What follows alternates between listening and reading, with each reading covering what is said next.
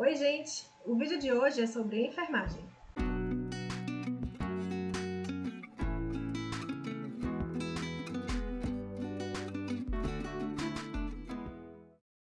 Hoje nós vamos conversar sobre anamnese e exame físico. Então, se você não assistiu o primeiro vídeo de processo de enfermagem, então clica aqui no card, dá uma olhadinha lá que é a primeira etapa desse bate-papo sobre técnicas básicas, procedimentos básicos da enfermagem.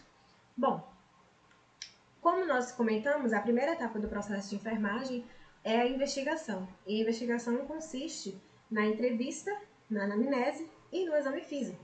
Né? Então, consiste num bom levantamento de dados, consiste num levantamento histórico do paciente e utilização das técnicas básicas do exame físico. Por que é importante realizar a entrevista? Por que é importante levantar esses dados do paciente, levantar os dados históricos do paciente? É importante porque possibilita a identificação dos pontos fracos e dos pontos fortes da saúde daquele indivíduo.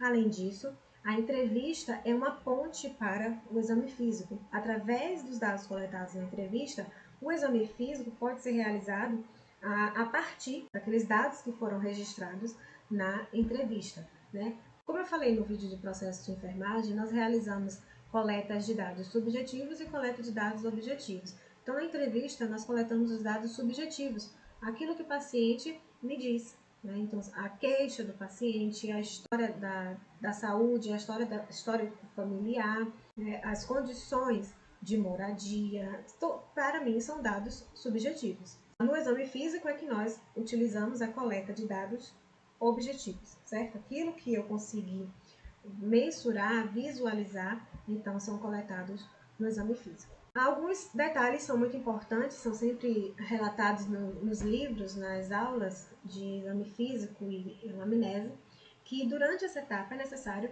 prezar pela privacidade do paciente, certo? Então é necessário garantir a privacidade do paciente durante a entrevista e durante o exame físico.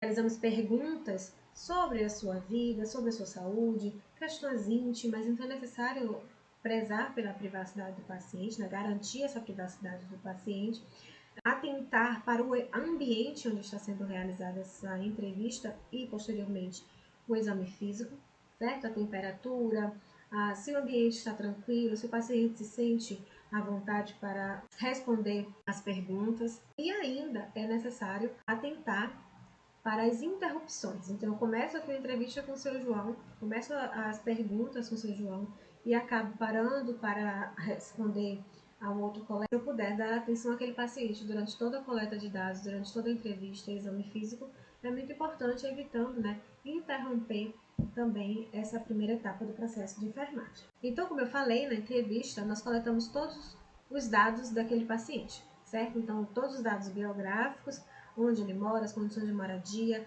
quantos filhos, o histórico familiar, o seu histórico de saúde, histórico de hospitalizações, históricos de cirurgia, de lesões, a percepção de saúde, uma avaliação completa a nível dos sistemas, os hábitos alimentares, as eliminações fisiológicas, tudo que nós podemos coletar durante a entrevista daquele paciente para facilitar tanto o exame físico quanto a segunda etapa do processo de enfermagem, que é o diagnóstico de enfermagem.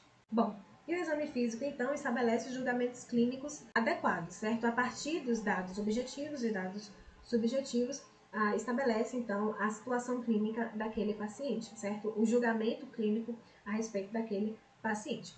Bom, existem algumas orientações quanto ao exame físico que diz respeito às posições do paciente durante todo o exame físico. Então, em alguns momentos, nós precisaremos que o paciente se encontre sentado, ou em decúbito dorsal, decúbito lateral, ou até na posição ortostática, em pé, certo? Para facilitar, né, todo o processo do exame físico. Outras observações muito importantes a respeito do exame físico. O exame físico é uma rotina da enfermagem, faz parte da rotina da enfermagem. E fazendo parte da rotina da enfermagem, não vamos esquecer do procedimento básico, que é a higienização das mãos, antes do exame físico e após o exame físico. Além disso, quando necessário, utilizar as luvas de procedimento. Importante, como eu falei, providenciar um ambiente tranquilo, um ambiente calmo, sem intervenções, sem ruídos, com boa iluminação. lembrar de confirmar os dados do paciente, o nome do paciente, explicar ao paciente o que será feito, explicar as etapas do exame físico ao paciente. Quando necessário expor algumas partes do paciente, nós devemos apenas descobrir as partes necessárias. O exame físico consiste em 4 etapas. A primeira etapa é a inspeção, a segunda etapa, palpação, a terceira etapa, percussão e a quarta, ausculta. Para um bom exame físico e para a realização de todas essas etapas, nós precisamos desenvolver e utilizar os nossos sentidos. Então, nós utilizamos a visão, a audição, o olfato e o tato durante o exame físico. Então, a primeira etapa do exame físico, a inspeção, nós utilizamos principalmente a visão e o olfato durante a inspeção. Consiste em observar o paciente desde o primeiro encontro com aquele paciente, desde o momento em que eu entro na enfermaria, a partir do momento que o paciente se dirige até a minha direção, eu já estou realizando a primeira etapa do exame físico, que é a inspeção. Então, nós observamos o aspecto daquele paciente, a coloração, a deambulação, a marcha do paciente, né? Então o movimento daquele paciente, o movimento de algumas áreas corporais. A partir da inspeção, nós podemos identificar o estado geral daquele paciente, sinais de dor, de desconforto, a postura, a marcha, como eu falei, a coloração da pele, a presença de edemas, a presença de alterações musculares, atrofias musculares e até alterações ósseas. Então, a palpação, a segunda etapa do exame físico, utilizando o tato, nós podemos observar se há edema naquele paciente, se há resistência à elasticidade da pele, a textura, a umidade. Nós podemos observar e identificar a localização e o tamanho de alguns órgãos e a mobilidade daquele paciente. Então, com a palpação, nós podemos observar se há aumento dos órgãos, por exemplo, na palpação do fígado, nós podemos identificar hepatomegalia, nós podemos, através da palpação, observar a presença de massa, o edema, como eu já falei, se há dor à palpação, se há tensão em alguma determinada região daquele paciente. Nós podemos realizar palpação com as mãos espalmadas, palpação com uma mão sobrepondo-se uma mão à outra. Podemos utilizar a palpação com as polpas digitais. Podemos utilizar ainda a palpação apenas com o polegar e o indicador. E podemos também utilizar a palpação com o dorso dos dedos, principalmente para a aferição da temperatura. Para a identificação do edema, nós realizamos uma compressão com a polpa digital, com a polpa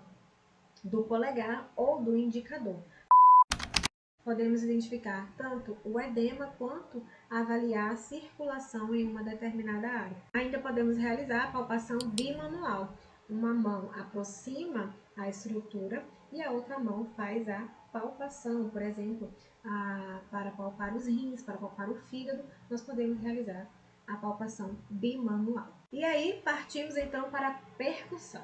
A percussão é um resultado de vibrações originadas de pequenos golpes realizados em superfícies do organismo do paciente. A percussão nos permite delimitar um órgão, permite identificar a presença de ar, presença de líquido em algumas estruturas, em algumas regiões. Então, nós podemos realizar a percussão direta, nós podemos realizar a percussão dígito-digital, nós podemos realizar na borda ungueal ou na segunda falange do dedo médio. Ainda existe a punho-percussão e a percussão com a borda das mãos. E existe uma outra percussão realizada para identificação de ascite, de presença de líquido na cavidade abdominal. Eu vou colocar uma foto aqui para ficar mais fácil para você entender, mas uma mão realiza um apoio na lateral do abdômen do paciente e a outra mão realiza golpes piparotes no abdômen do paciente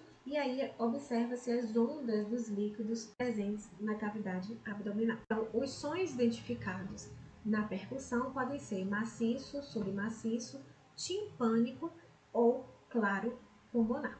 O som maciço nós identificamos em estruturas que não contêm ar, certo? São estruturas desprovidas de ar. Então, por exemplo, os músculos, o fígado, são grandes massas que não contêm ar. O som submaciço é uma variação do som maciço e observa-se em estruturas que têm pouca presença de ar. Já o timpânico nós podemos ouvir e identificar em cavidades cheias de ar, o estômago, o intestino, o claro pulmonar, o nome já diz, é possível identificar apenas a percussão na área dos pulmões. E por fim, então, a última etapa do exame físico, nós temos a ausculta. Para a ausculta, nós utilizamos o estetoscópio, podemos ouvir os sons produzidos pelos órgãos e então identificar se esse som é normal ou patológico. Podemos identificar, por exemplo, a ausculta dos pulmões, os murmúrios vesiculares, e ainda se há presença de ruídos adventícios, sibilo, ronco, crepitação. Na ausculta cardíaca, nós identificamos as bolhas cardíacas e se há presença de algum outro ruído ou sopro. Quando nós realizamos a ausculta do intestino, então nós podemos identificar os ruídos hidroaéreos. Bom, e se você não conhece os sons tanto da percussão quanto da ausculta cardíaca e pulmonar, eu vou deixar o link aqui embaixo de alguns vídeos aqui do YouTube que facilitam a identificação desses sons na ausculta, os sons normais e os sons patológicos também, para ajudar o estudo de vocês. E hoje eu vou deixar outra dica de livro. A dica de hoje é o Guia de Exame Físico para Enfermagem, um guia de bolso, contém orientações para exame físico completo, céfalo, caudal. Outra dica de livro que eu vou deixar hoje com vocês é o Anamnese Exame Físico de Alba Lúcia. Esse eu só tenho aqui uma xerox antiga, mas aqui está a capa do livro para vocês.